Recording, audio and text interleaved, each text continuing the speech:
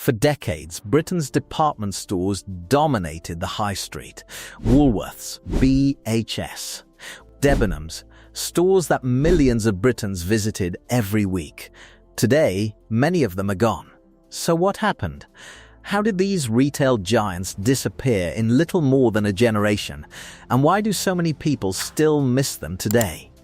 This is the story of Britain's department stores, and how Britain lost a whole way of shopping. 1. The golden age of department stores. Long before online shopping, retail parks and giant supermarkets, department stores were where Britain shopped. Almost every major town had one, often several. They weren't simply places to buy things, they were landmarks, meeting places, and symbols of local pride. Many occupied some of the most impressive buildings in town, with grand entrances, large display windows, and multiple floors. For generations of shoppers, they felt permanent, and once people stepped inside, they rarely left quickly. 2. Shopping became a day out. Today, shopping is usually about speed and convenience. But department stores belong to a different era. Families often spent entire afternoons there. Parents browsed clothing departments, children explored toy aisles, grandparents stopped for tea. Many stores contained cafes, furniture showrooms, and even Christmas grottos. By the 1960s and 1970s, Britain's largest department stores were attracting millions of visitors every year. Not because people always needed something, but because browsing itself had become entertainment. For many families, Saturday shopping trips became weekly rituals, and those rituals lasted for decades. 3. The giants of the high street. Every generation had its favorites. Woolworths became famous for affordable everyday products. BHS sold clothing and homewares. Debenhams became known for fashion and beauty. Littlewoods built an empire through both stores and catalogues. Meanwhile, House of Fraser and Fenwick offered a more premium experience. Together, these retailers employed hundreds of thousands of people and generated billions in sales. At their peak, they seemed untouchable, which is why their decline shocked so many people. And the first threat didn't come from the internet. It came from the car. 4. The rise of retail parks. For decades, if you wanted to shop, you went into town. There was little alternative. Then retail parks began appearing on the outskirts of towns and cities. They offered something traditional department stores couldn't easily match: convenient parking. Families could drive directly to huge stores, avoid busy town centers, and load purchases straight into the boot. Consumers loved it, and shopping habits began to change. Out-of-town retail expanded rapidly during the 1980s and 1990s, drawing customers away from traditional high streets. Department stores suddenly faced serious competition, but an even bigger challenge was on the horizon. 5. The supermarket revolution.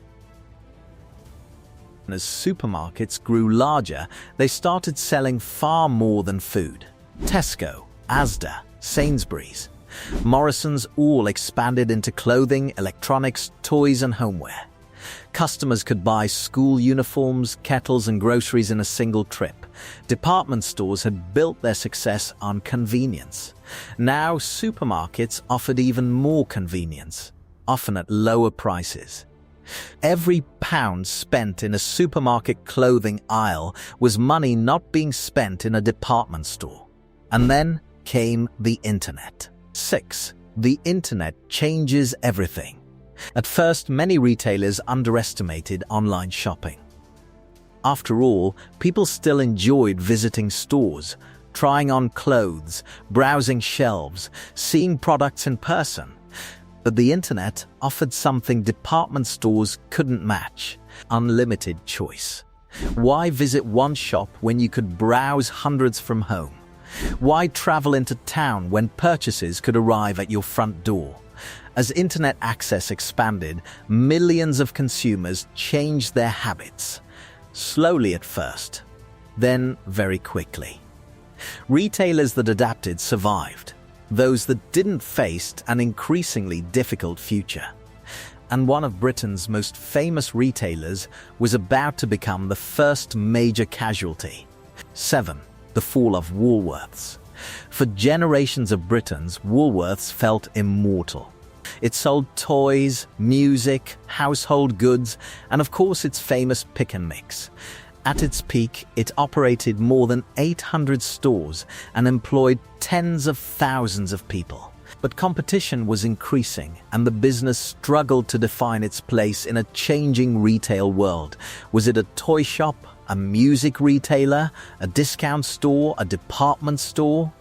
Increasingly, it seemed to be all of them and none of them. Then came the financial crisis of 2008. As consumer spending weakened, Woolworths entered administration. Within weeks, liquidation sales began across the country. Crowds gathered, shelves emptied, and by January 2009, Woolworths was gone. More than 27,000 jobs disappeared. For many people, it felt like the end of an era, but it was only the beginning. 8. The collapse of BHS. For decades, BHS was one of the anchors of the British High Street. It sold clothing, lighting, furniture, and homewares. At its height, it operated more than 160 stores.